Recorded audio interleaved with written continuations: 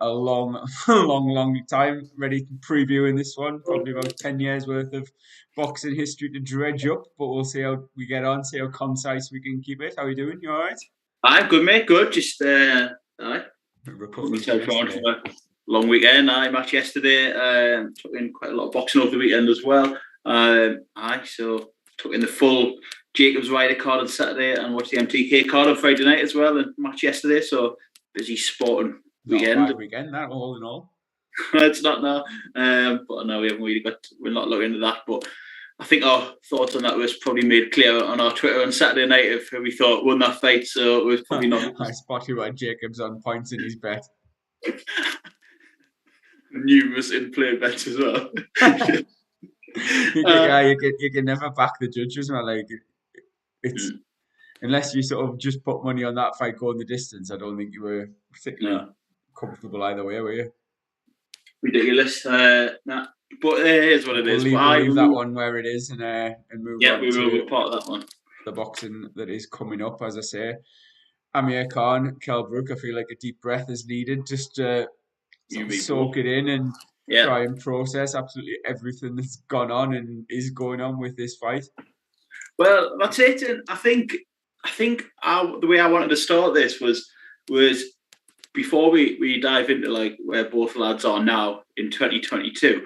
I just thought maybe the respectful thing to do was sort of just maybe pay homage to them in recent years. Because I think when I was thinking about it this the other day, I thought there was probably no bigger fan than both guys really, but most than us two, because if you're a certain age like us two, what now 34, 35, then these were the two of the fighters that sort of encapsulated your teenage years with the sport. And regardless of what we think of them now and how they're acting and how they come across now, and these have been two of British boxing's best fighters, most successful fighters in the last sort of, I don't know, 10, 15 years, so, but we are here in 2022, but I just wanted to probably start with you and like one by one, and, Kell Brook was a fighter that you were a big fan of, in his prime, and I just wanted you to sort of reflect what your thoughts were on him and his career.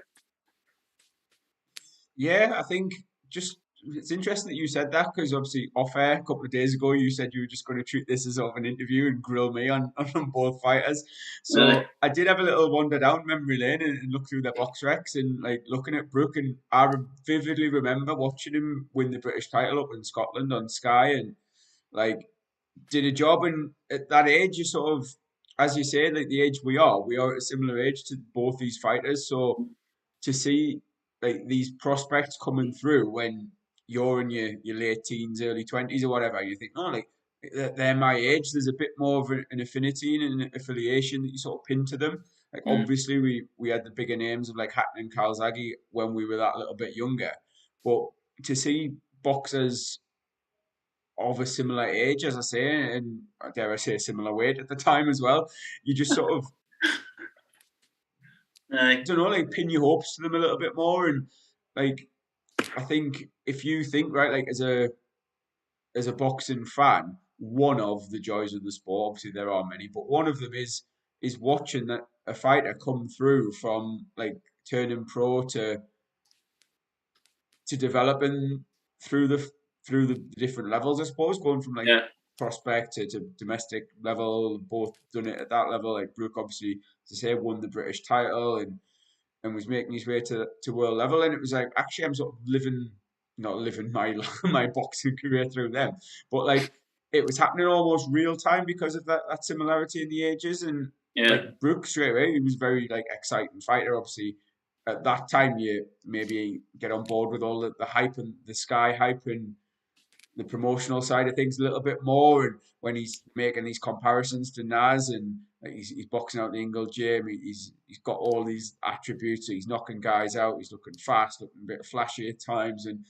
someone, yeah, as I say, like really, really sort of got on board with very quickly. And I think he'd still probably had 15 fights by then. So it's not like I followed him from turning over, but these domestic level prospects at the time where like it's not as it is now without some like such an old man. Like you don't get all the social media content and the YouTube stuff. It was literally like watch Ringside on a Thursday if it was on, and and then boxing at the weekend. And maybe if you were lucky, you saw a little bit of a weigh-in or something on Sky Sports or Sky Sports News or whatever it might have been. And I think, yeah, like seeing those fights and seeing him progress to ultimately a world champion was like incredibly satisfying. I think the moment he won the title away to Sean Porter in obviously California, like that still ranks as one of my favorite like and the new moments. It was like a tense fight. I'd stayed up to watch it. It was close.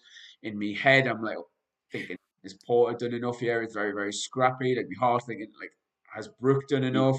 I remember the commentary being sort of very pro Porter in a lot of the close rounds, which doesn't seem to happen as much these days. Or maybe we'd like to sort of think it doesn't happen as much, but they really couldn't call it, and obviously like such a close fight.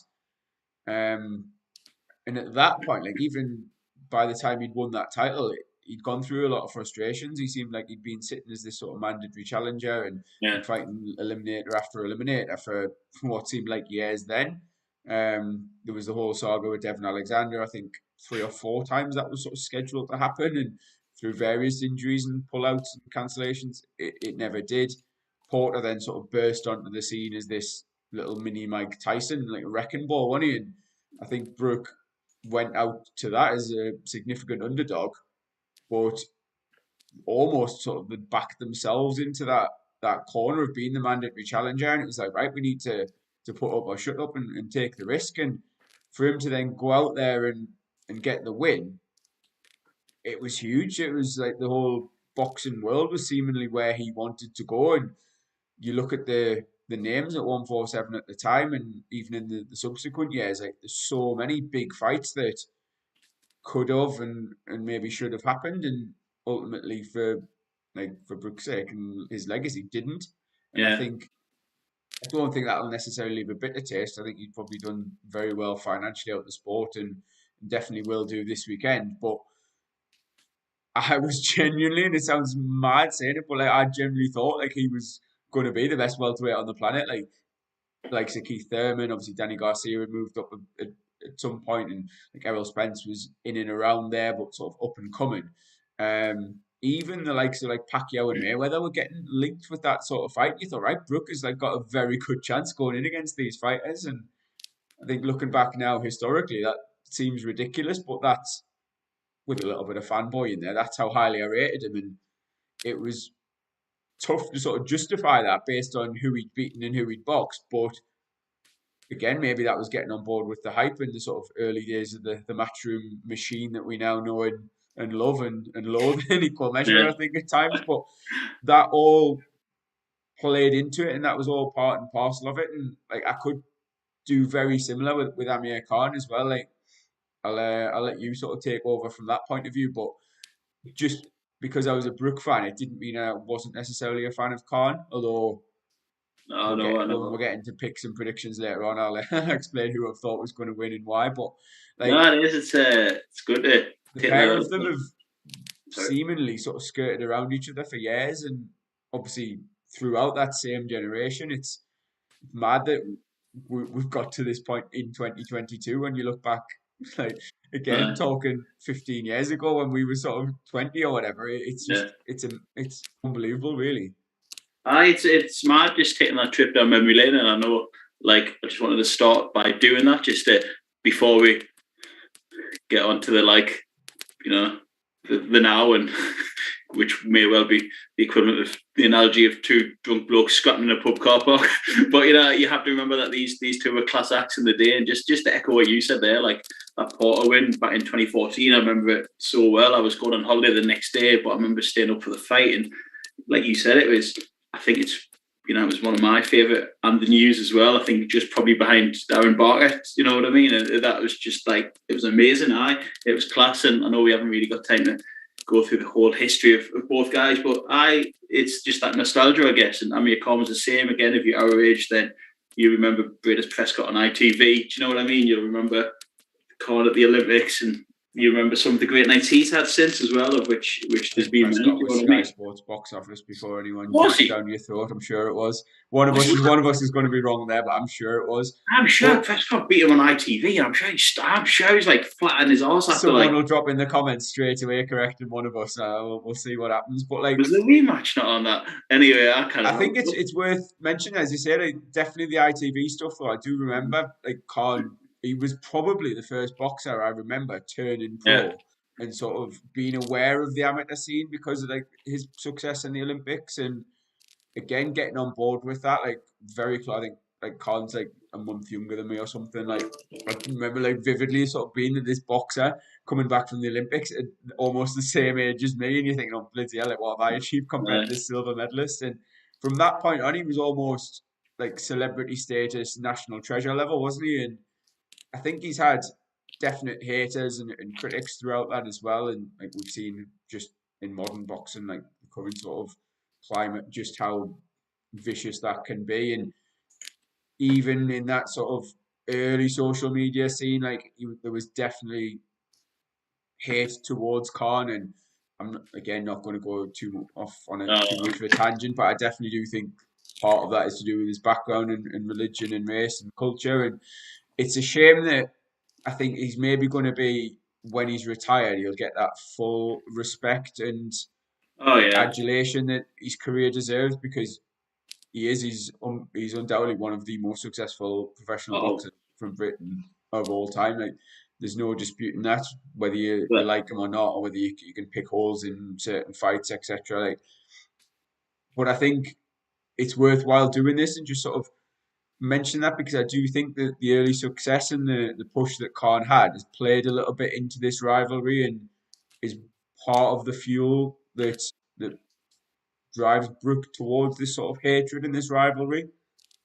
I agree, and I think like you said there, it's just that nostalgia and that like our era of growing up and getting into the sport, and ultimately what led us to start this 6-7 years ago now was down there, I guess, these two guys. It's at some point, these were the lads we were watching growing up in our 20s and our teens and stuff, and more so 20s, I guess. But it just, like you said there, Khan, it probably won't get written again until he's retired, but he is without a doubt one of this country's most successful, decorated boxers of recent years. But I guess that's it for memory lane, and I guess we should move on to the now. And like you say, sadly, it is 2022 where we're finally going to get some sort of closure and answer on this fight. And I think we can probably both agree that it's at least 5 years too late, probably being generous. But here we are, Saturday night, Khan Brook, Sky Sports box office. And you know what? When we did this a few weeks ago, we just had a brief look at the 2022 sort of schedule and that. I was a bit nonplussed, but like it is, reeling it in. Here it is, fight week, seeing the posters. The lads just started talking about it and stuff. And like I said in the WhatsApp group before, I might as well buy it now, mate. Just take me 20. On we go. Again, it's that thing I always say when I know I've got a free Saturday night. I know Jess is out, and I think, well, I'm going to have to watch it on. I don't have I might pop up and we can split it. I don't have a dodgy stick or anything. If I stick anything like that, it is, take me money, I think. And undercard's not the best, let's be honest. But I don't think it's probably similar to last week that it was never going to need an undercard, was it? It's main event or bust, in it. And here we go. Is it too simplistic of me or disrespectful of me to ask you that? Is it just who is the less shot of these two lads? Who can take a punch more and whose body stands up to it more? Is that too simplistic? Is there any point in getting tactical and analytical about this fight? Or is it just which man is less shot to bits than the other? Well, I said to you earlier in the WhatsApp group, didn't I? And it's like it's potentially Hay versus Bellew, just with two David Hayes. Which one's body's going to break down first? But I think if we sort of keep, and again, it is 2022, so we need that sort of asterisk next to any, I think, in-depth analysis of them, because I harping back again to like, we can go through the whole build-up of what caused this rivalry, why there's such genuine animosity there. And large parts of that are irrelevant, but I do think it feeds into why we haven't seen the fight until now. I think I've hinted at it before there. I think Brook, there was definitely jealousy fueling his side of the rivalry because he's obviously always believed that he's got Khan's number, that he's got the beating of him, and he's seeing this lad who's a similar age, so similar background, and believe they've sparred and stuff before, like his kids and what have you.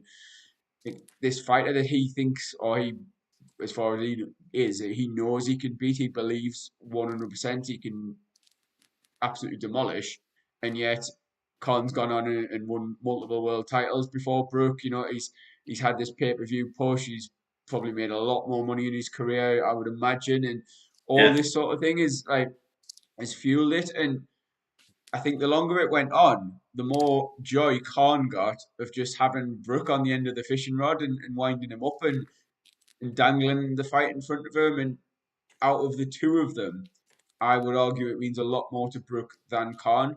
If you look at the careers, and again, we're not going to go through fight by fight, but you look over the past 8 years or so, even before that, Khan has never needed the Kell Brook fight.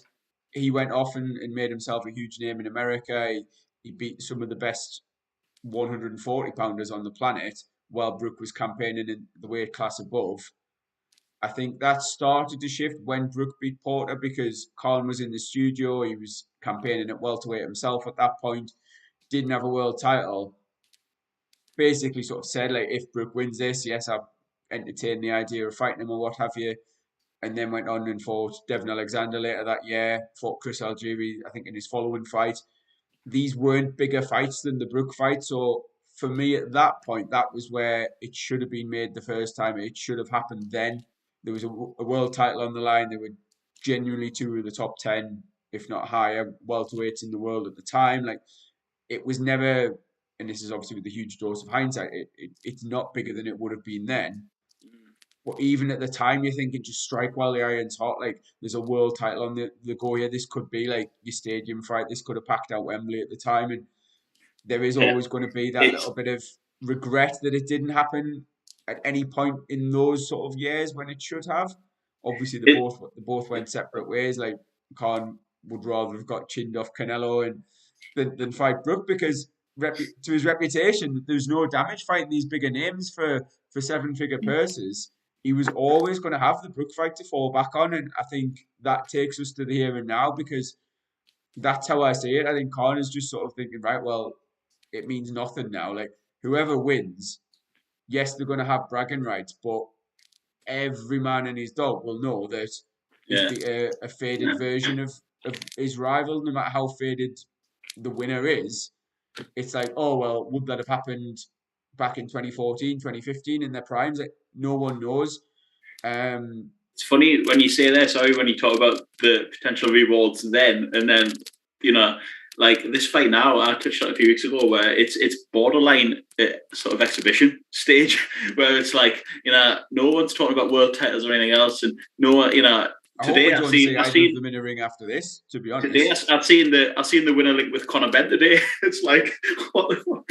Well, I think I mentioned that because it was like, if the winner does want to go on and get themselves a decent payday, I can see Matchroom or like opening the checkbook because it's suddenly a very winnable fight for Conor Benn that again will add something to his reputation and like, it would be like the best win on his record, even the version of these guys that we're talking about. Whereas to them, it's like, well, like if Khan beats Brook, it's sort of like, oh, well, that's why I never fought him for all those years. I had to beat him anyway, like blah blah blah.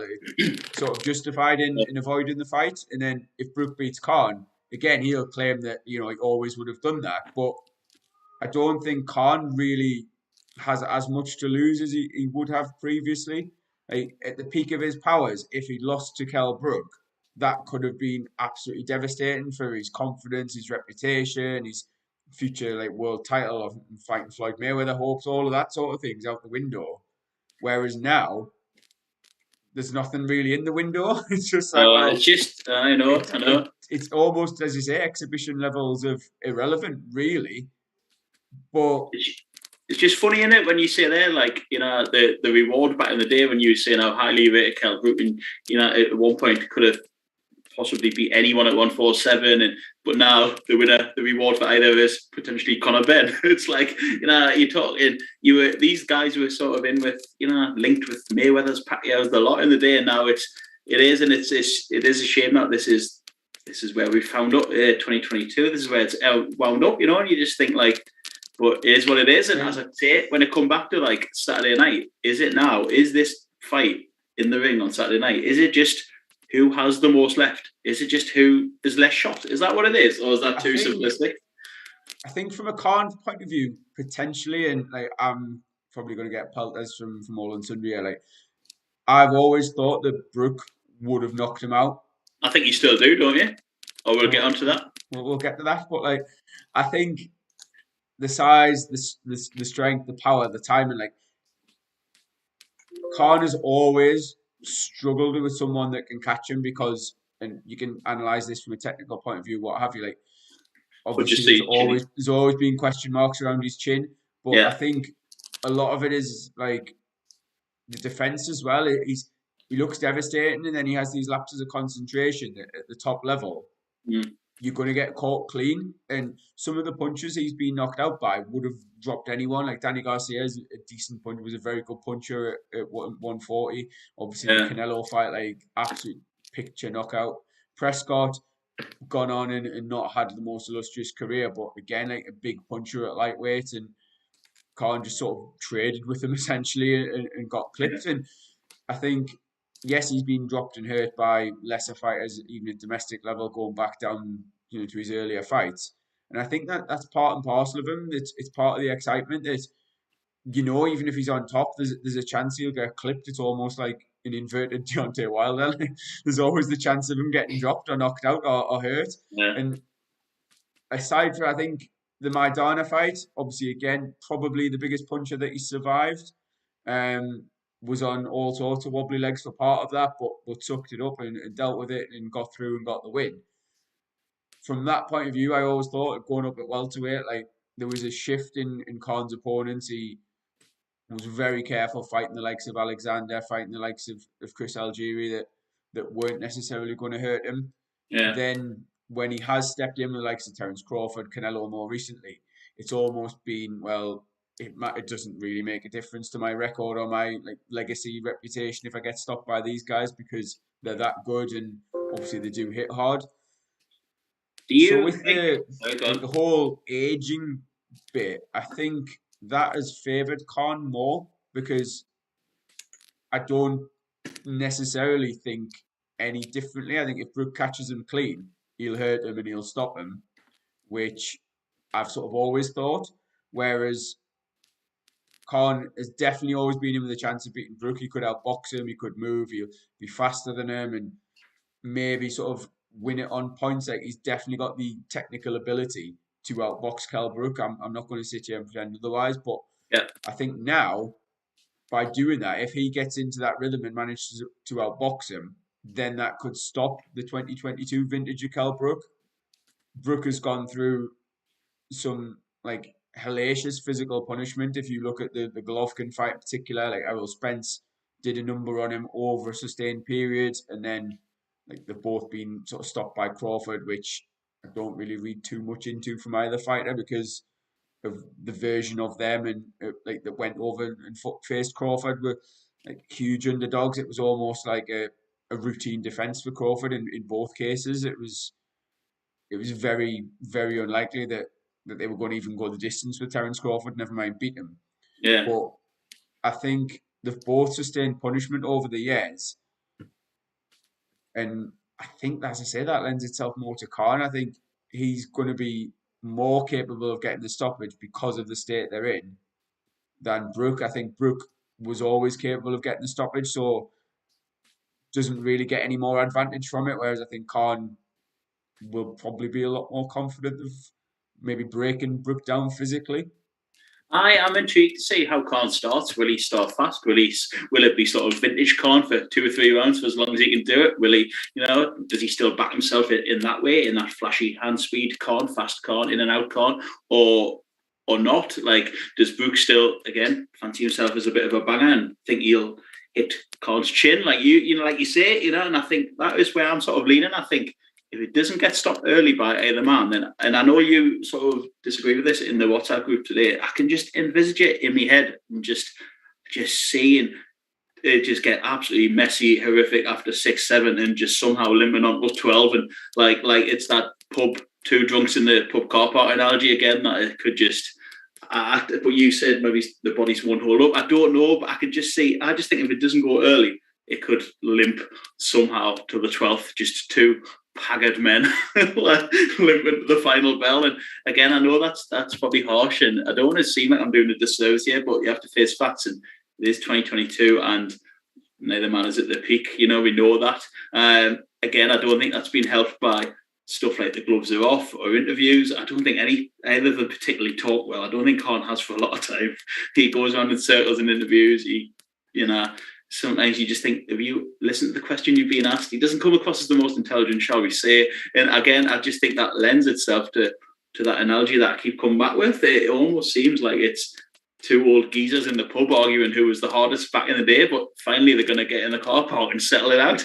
And that's just where I think that is the fun part of it. And I think that's why I'm actually warming to it now, because, just embracing it. It's fun. And, boxing can be very, very serious sport at times, and, take itself a bit too seriously, but I think it's just kind of good fun, isn't it? You know what I mean? And for as long as it lasts on Saturday, it could be a bit of a shootout between two once very good fighters. But I just think, how do you technically analyse it apart from what you said? Brook could hit Khan's chin, and you think, right, fair enough. But neither fighter has given you anything to go off recently. Do you know what I mean? You can't. No, not at all. And again, it's There's nothing there. We're basing this more on the physicality than the fundamentals. It's hard to envisage. Like, again, you can analyze this fight from 2014 and think Khan's speed, and he's going to put on a clinic and all the rest of it. And, like, don't get me wrong, he still might, but it wasn't that long ago that he was getting dropped by Samuel Vargas. Like, obviously, got up and sort of went on and won. Yeah. But committing here, I don't see how Brook doesn't connect with him over the 12 rounds. And I'm not just saying like one punch will do it, but I think Brook's got enough about him in terms of his skill and the punching power to land on Khan and like sustain it. I think I'm going Brook stoppage, as you said. So you hit that earlier. Like, I think at some point he's going to catch Khan, and whether that's enough in itself with that one shot, or Khan's going to get himself back up and be on wobbly legs, and Brook then sort of finishes it on the feet. I think that is how I see it going. Like, that could be at any point during the fight as well. Like, normally I would sort of try and pinpoint whether it's going to happen early and he's just going to overwhelm him, whether he's going to sort of break him down and do it late.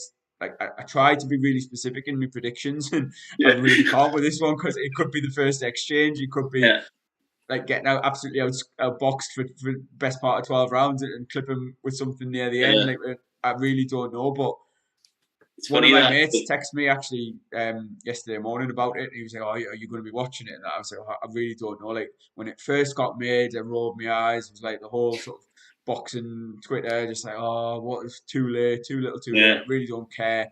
All the things we've just talked about there, how irrelevant it is.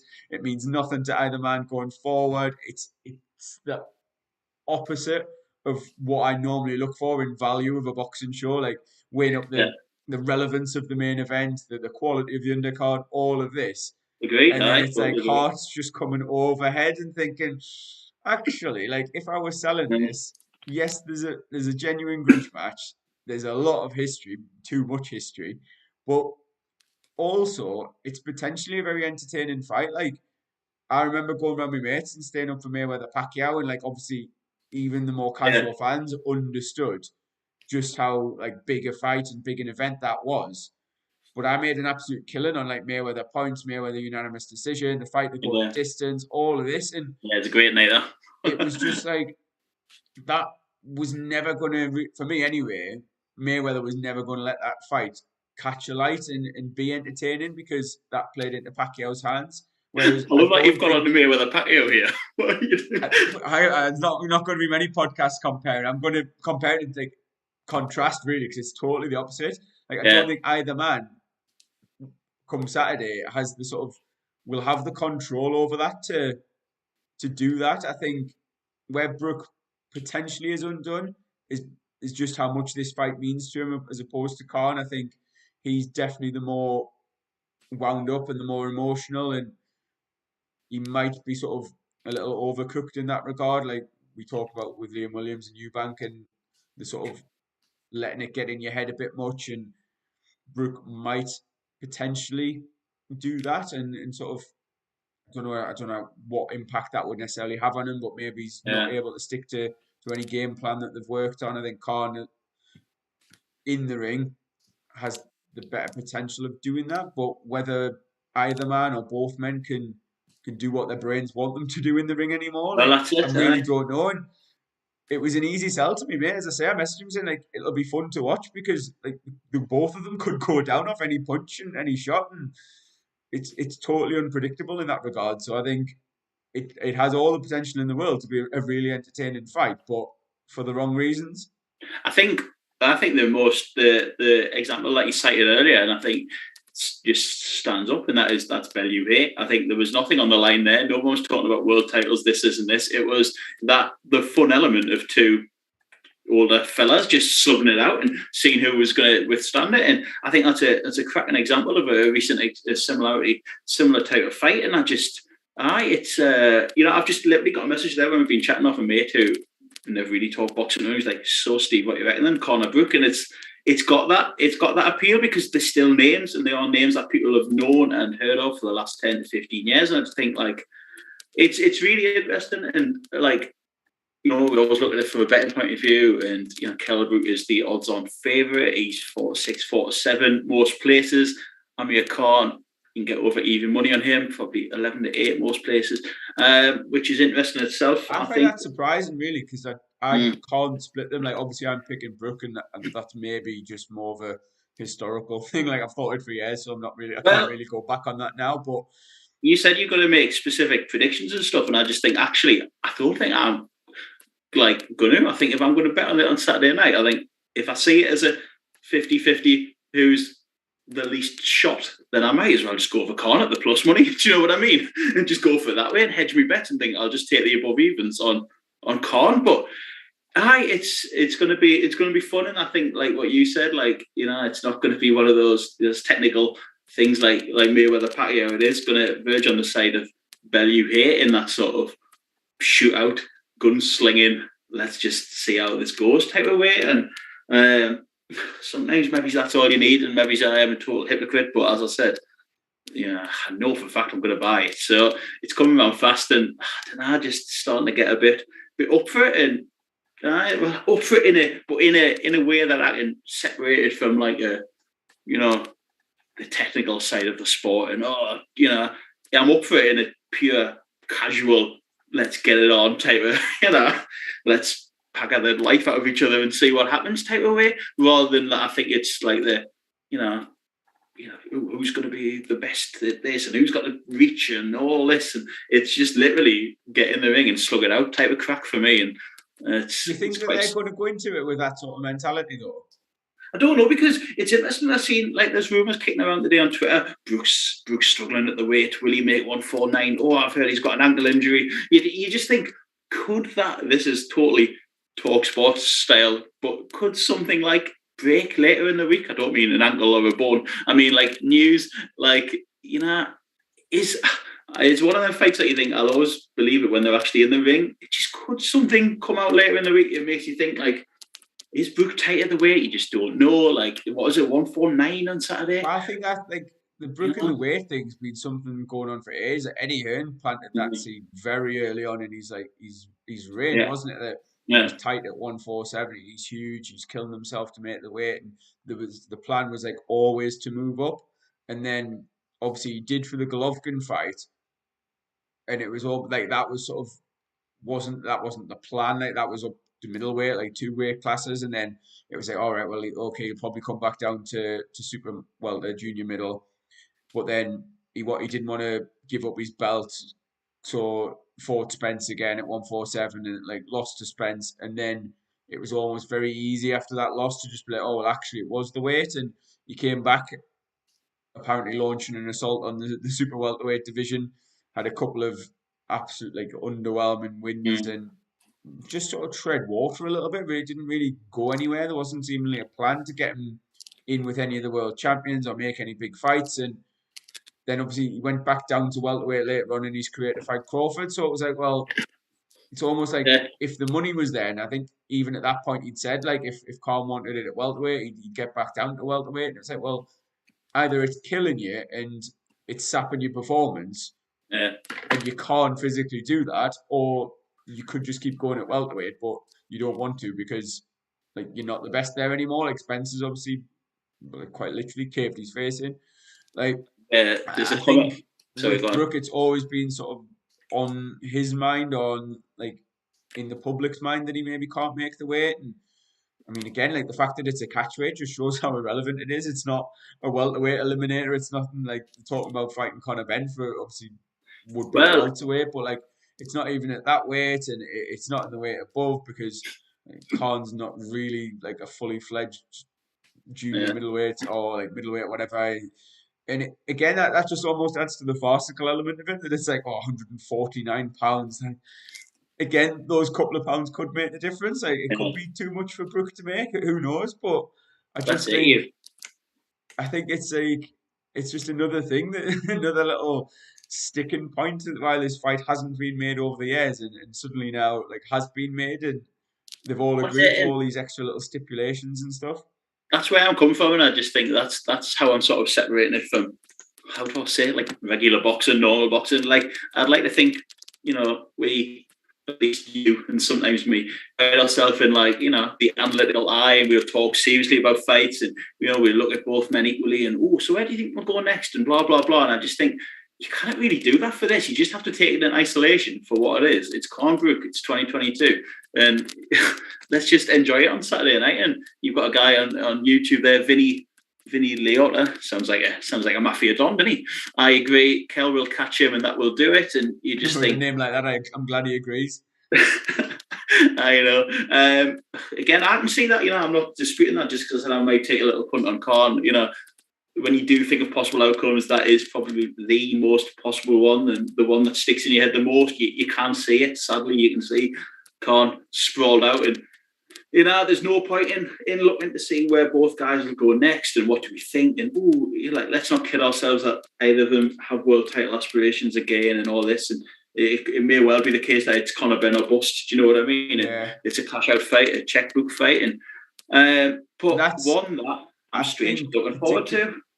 Sorry to talk over there. I think that's particularly relevant with Khan. Like, I think it seems more of a cash out fight to him because he's seemingly been the one who hasn't wanted it for all these years. Like, Brook would have taken it by all accounts in a heartbeat at any point in the last 8 years. Khan's seemingly the one who sort of exhausted all his other options, and it's now worth his while to take this fight because there's not another fight out there that's going to pay him anywhere near as much as this one will. The Mafia man's laughing. So then, I'm glad I keep him on side. So, like, I think from that also leans me a little bit more towards Brook. I think, again, weight and potential injury issues aside, because we don't know any truth behind that or like how accurate those things are.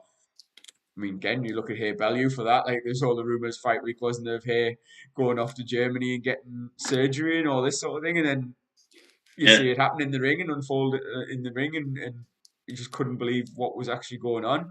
But I think with this one, I think Brook is probably the more motivated going into it, which if you're saying you're envisaging this sort of shootout between the two, that could be like in Brook's favour, that he's going to bite down on his gum shield. And I'm not questioning Khan's heart necessarily. I never would have done that over the course of his career. Like, he's the epitome of a fighter that will just keep going until he gets absolutely like knocked out or the ref stops it. Like, too brave for his own good on many an occasion. But I think with this one, it means that a bit more to Brook. So maybe that's something that's going to play into the whole thing, like in terms of not just on the fight, but in terms of the training and everything they've put in towards it. Like, I really don't know. I'm speculating like everybody else is. I think I'm going to disagree with you just for the hell of it. We both agreed last week on Daniel Jacobs' points, and look how that went. So, sod it. Pretty close. You're going to go Brook by stoppage. I'm going to go Khan on points. But no, as I said to you before, I am going to, again, I can't give you any reasoning and insight and technical analysis of why, but I'm just going to, if I was going to have a bet on it, I'm going to put a 5 on it. I'll just go for Khan. Just, again, at that above evens money, and just solely, well, partly to disagree with you. I'm going to be well ahead of this prediction league that we were talking about between the two. We're head to head. Jacob's points, man. But I think doing this with you has been pretty cathartic tonight, and it's sort of compartmentalised the fight in my head, and I can approach it from a point of view where I'm comfortable, like where it's coming from, and approaching it and taking it into account that way, and thinking, you know what, it's just possibly good fun. You know what it is? It's value here. It's. And this is me justifying why I'm about to spend 20 quid on it, I guess. But it's the fun side of boxing, I guess, and that is what it is. It's one of them, I guess, a one-off shootout fight, and and I get, don't get me wrong, I've got friends who completely disagree with me. I've got a big boxing friend, haven't we? We've one of our joint friends, Scott, and he's like, the knee rate, I'm paying for that. Absolutely no chance. No, not a, nothing to do with that because he knows he's out. Exactly, that's a good point. Well, it's nothing to do with it, and I get that. And I was like that, though. I was 100% like that when it got announced, and I have been pretty much up till this weekend. And I think because we've been sort of talking about this and digging back through the history of it a bit, you just sort of get that almost romantic link to it, Valentine's Day after all, in it. But like a nostalgic link, it is. It's just sort of like heart over head. And I think if I were to try and apply my boxing head to it and make a prediction based on that, like, I was just thinking, as you were saying, and not doing that and just talking about like a shootout. I think from a technical point of view, there's more for Khan to do to win the fight. I think, again, potentially a lot easier said than done. But from a Kell Brook point of view, I imagine that he's going to come out, try and get his jab going, but basically throw when Khan does. Like, if he punches with him, there's a chance he'll connect. And if he's too cautious and waits and try to be all patient, then Khan could box him and outbox him. But he's got to be aggressive and let his hands go. And I think if he does that, then he's winning by stoppage. The thing is, like I said to you before, your view there and your outcome, your scenario, is the one that I can see in my head. But for some reason, I feel like I'm just going to go against you because I don't know, because I can see. It's so hard because, like I said, neither guy is coming into it with anything meaningful to judge them on. So you have, like, we can say here, hand on heart, we haven't got a clue what state these two can step into the ring in. Like, one of them could be a lot more shot worn and fucked than the other. They could be. We don't know what we're dealing with here, really. They could. It could. We're going in blind. Really. Both could have aged overnight. Like, they could be an absolute shadow of what they were. Let's just see what the rest of the week. I'm sure there'll be. The weighing heads will be out and they'll be analysing Bloody Kell's look at the weighing and everything about it and the press conference, how they see him. And, let's get into it. But I'm just going to go with Khan just for the sheer hell of it and take it for what it is, enjoy it. And I'm sure we'll do a review on Sunday at some point, or maybe go live again after the fight if we can do that. I enjoyed that after Williams Newbank. That trip down memory lane has been nice, and I think it has got us geared up for Saturday. And I'm going to watch it. I'll tune in and I'll take it for what it is. But yeah, I'll go Khan points. Sod it. Yeah, I'm going obviously Brook KO/TKO, depending on what odds get offered. I think we've covered it fairly though. I think we've fight not to go the distance. Yeah. I think we've give both men due credit and we've recognised their achievements, which I think is only right to do, which we did at the start of the prediction. And credit for what both have had very good careers. And but this is it. This is the reality we're facing up to. Khan Brook 2022. So let's see what it brings. Right, nice one. Thank you very much for your time again, mate. And thank you everyone who's watching. No worries. Don't forget to click like, subscribe, all that jazz. If you're watching us too on Valentine's night at 5:45, then I honestly thank you very much. It means says more about the viewers than us, I think. Or better, who knows? Exactly. Anyway, thanks to anyone that subscribed, liked the channel, shared anything, shared on Twitter. Plenty of stuff on there as well. Thanks again to everyone. So cheers, Andrew. Nice speaking to you. Enjoy the rest of your night. You too.